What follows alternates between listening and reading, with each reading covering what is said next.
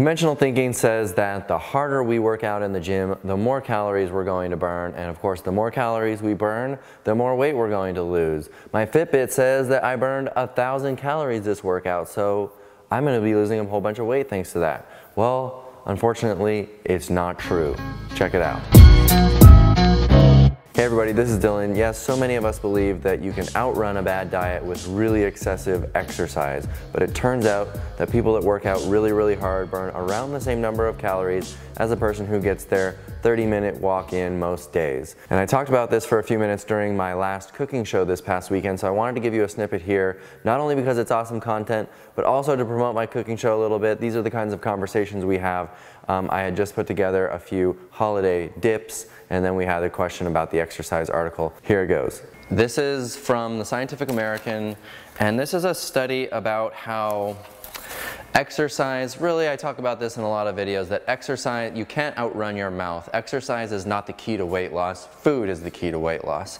And they did a study that showed that people that are really active, a marathon runner, or in this case, members of a hunter-gatherer society in Tanzania, don't actually burn more calories than a regular sedentary lifestyle type of person here in standard America. There's something else going on that's affecting, you know, our weight gain and whatnot. So let me go through a few parts that I highlighted. It's a great study. It's a bit controversial for some reason for a lot of people, because we think, you know, calories in, calories out, which is true, but the way to burn more calories so that you can eat more calories is to exercise really hard. And if you exercise really hard, then you'll burn, your Fitbit says you burned 400 and whatever, 500 calories this workout, so now you can go fill your face. Well, it turns out that's not the case, and that your Fitbit's lying to you. That there is a threshold that you need to meet in order to be to burn your normal amount of calories. If you're too sedentary, you won't hit it. But if you go far beyond it and you're super working out really hard and all this stuff, you're not necessarily going to, it plateaus. You're not going to exceed it. But you want to definitely make sure you're getting your minimum of a 30-minute walk in every day, most days, so that you're not under your maximum potential. But once you hit your maximum potential, you can do a whole lot of exercise and you're not going to exceed it very much. And that's why the real focus is on the food. And I think, Rob, part of your question was also about sleep, but let's get to that in a little bit. Let's talk about this while we're doing it. So we've got this hunter-gatherer tribe. It says, first of all, the Hodza is the name of the tribe. Men land big game like giraffes. So the men go out and hunt, and the women are the ones gathering the bulk of the calories, the starches, the tubers, which are then cooked, and which makes the calories, more digestible, obviously. If you want to learn more about cooking food and how it made us human, check out that book, Catching Fire, that I've referred to several times before. But in our history, the men were going out and hunting and trying to get status by impressing one another with how good they are at hunting things, except it turned out they didn't actually get a kill very often. This said that they would get a big animal like a giraffe maybe once a month, which means they're not eating very much meat, and that the bulk of their food comes from the work that the women are doing. The women are keeping these societies alive. Researchers in public health and human evolution have long assumed that our hunter-gatherer ancestors burned more calories than people in cities and towns do today.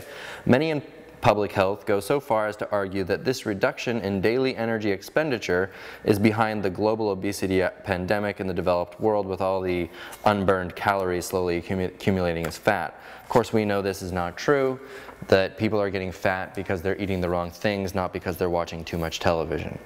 Hadza men ate and burned about 2,600 calories a day. Hadza women burned about 1,900 calories a day, the same as adults in the US or Europe. we're off telling people that the more exercise you do, the more calories you burn, and your Fitbit says you burned 1,000 calories of exercise today, and then therefore you're going to lose all this weight. And of course that's not the case. And it turns out this study is one of like 98 that have studied this, and they do this test where you drink this isotope and it's totally safe, and you have to, your urine is collected for like a 2-week period until all of the isotopes completely out of your system, and they're able to really accurately determine exactly how many calories you burned in that period of time, divided by however many days, and you've got your math all worked out. So it's not up in the air. This is really proven that, you know, what we were saying about calories and exercise.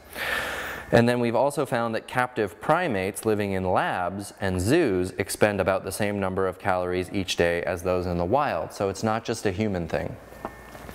And another thing here, on average, couch potatoes tend to spend about 200 fewer calories each day than people who are moderately active. Meaning if you're too, like I just said earlier, if you're too much of a couch potato, you may not hit your ideal threshold of calorie burn. So it is possible, if you're too sedentary, that you're not going to be burning your maximum amount, and therefore a little bit of extra exercise will help with your weight loss. But like I said, it plateaus. But more important, energy expenditure plateaued at higher activity levels. People with the most intensely active daily lives burned the same number of calories each day as those with moderately active lives. That's super important. Another intriguing possibility, okay, so then the question becomes, how can this be?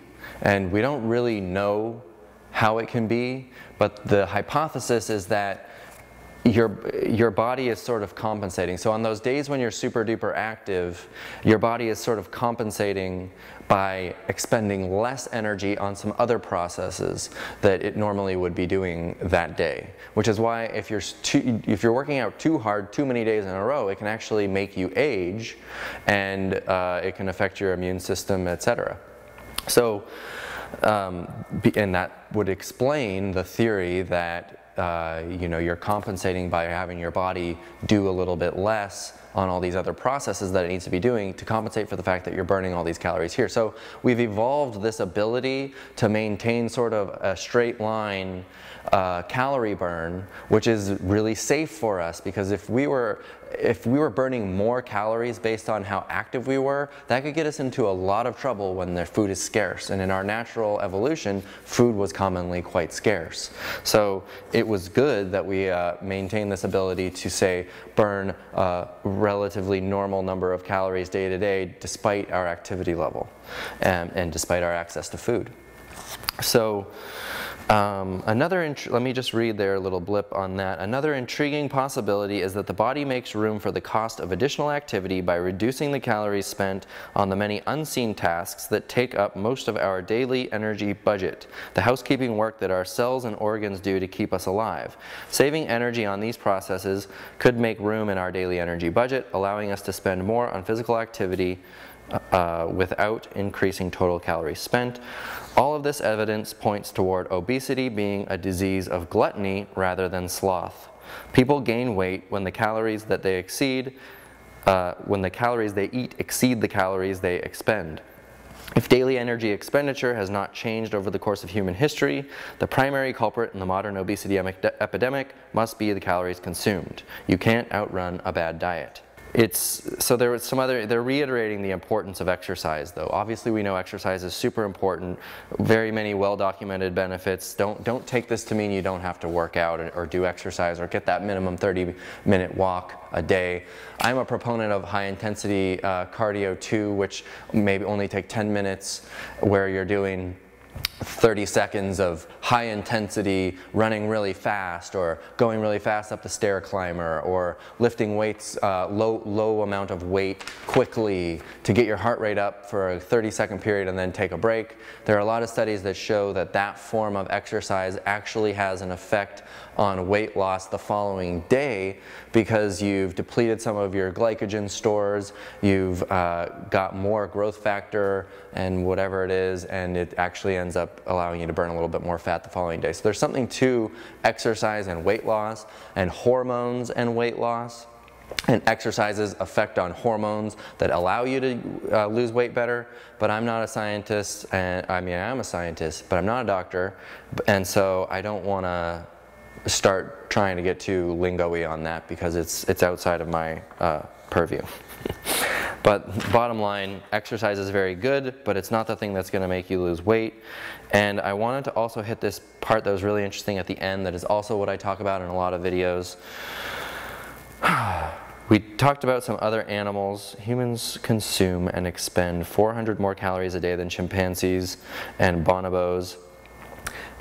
These extra calories represent the extra work our bodies do to support larger brains. So we have evolved from the other primates an ability to burn more calories on average per day than the primates. I forget why I wanted to mention that, but it's interesting.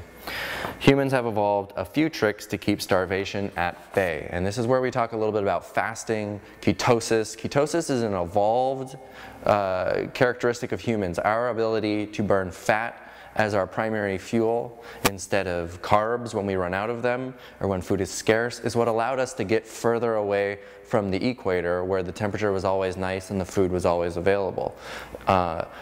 Being able to burn fat and carry fat, we evolved an ability to carry fat. Our brains want us to carry as much fat as we can because our brains know that when the food doesn't show up, which it always didn't, every year there was a period of time when food was kind of hard to get. We don't have that anymore. But our brains still think it's still like that.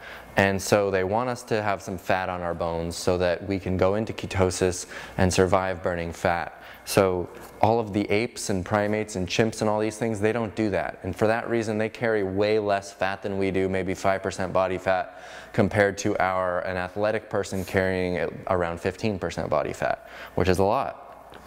And it's why we're so good at putting on fat. We evolved this ability, and it's that ability that kept us alive.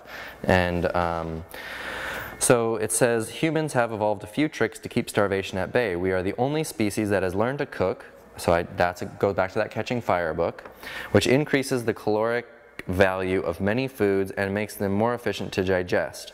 Our mastery of fire converts otherwise inedible root vegetables, from Trader Joe's yams to wild Hodza tubers, into veritable starch bombs.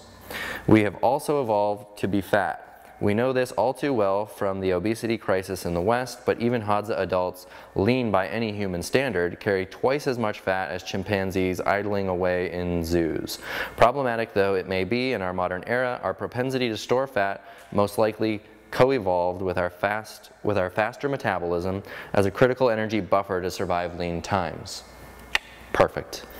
And the other powerful weapon that we evolved was sharing. Sharing food is so fundamental to the human experience, and all the apes and primates don't share. The common thread of every barbecue, birthday, bar mitzvah that we take for granted, but it's a unique, essential part of our evolutionary inheritance. Other apes do not share. Beyond our nutritional requirements and fixation with fat, perhaps the most profound impact on our increased energy expenditure is this human imperative to work together.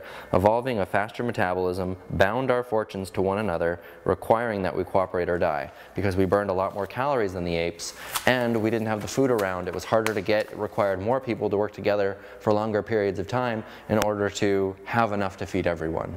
I think the moral of the story here is exercise isn't going to save you. Exercise isn't the thing that you should be doing in order to lose weight. It shouldn't be the thing that you're stressing out about when you're working on weight loss and getting a health promoting lifestyle put into place for yourself. It's the food. And if you had to pick one, it should definitely be the food first. And then that's when we talked about Dr. Lyle switching back and forth between sleep and exercise in second place. He used to say exercise was the next most important, and then sleep, and then what was the fourth one? Sunshine, right. Dr. Goldhammer is big on sunshine because it's part of the natural hygiene, which is the NHA, and all of their principles are, you know, diet, exercise, sleep, and sunshine. And there's really no need for us to rank them, because they all need to happen in just the right amounts in order for you to be super healthy. But if we had to rank them, yeah, food, number one.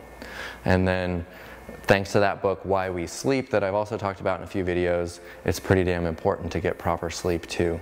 And even if you think, oh, I'm good with only 5 hours of sleep, well, read this book. Ideally, all of us would be able to wake up without an alarm clock and without a dog licking you in the face, and that would allow you to get the full amount of sleep, to feel fully sleep satiated when you get up. I tried it last week because I was working too hard and not getting enough sleep, and I definitely felt better when I got that extra 60 to 90 minutes of sleep because I didn't set an alarm. So anyway, everybody's a little bit different, of course, and can get away with more or less, and that's how it goes. There are a couple YouTube videos. The guy's name is Herman Pontzer, and there's 1 or 2 YouTube videos, if you search his name, that I'll try to link to also, where he discusses this in his own words so you can hear it a different way. One thing I didn't mention during that snippet about diet, exercise, and weight loss is the idea of creating a regimen for yourself. So if people are only focusing on food, they may have a hard time staying compliant with the set of rules that they may have put in place for themselves. But if you add exercise into the equation, exercise has a lot of effects on a person that aren't specifically weight loss in themselves. For example, you feel better about yourself when you're carrying out a routine, an exercise plan on a regular basis. And it makes it easier to eat right when you feel better about yourself, and you're feeling better about yourself because you're exercising. So creating this sort of concrete routine where you're getting your exercise in, you're doing the food right, you're getting a good sleep, you're getting sunshine and fresh air. If you put these all into one nice package, now we're talking about people doing better in general because of that exercise. So I think there are some other reasons why exercise is an obvious benefit as it relates to specifically to weight loss that we don't want to overlook. Check out my playlist of other real vegan health videos here, and of course you can sign up for my live cooking show here. Our next cooking show is going to be tamales, so you'll want to check that out. Thanks for watching. We'll see you on the next video. Bye.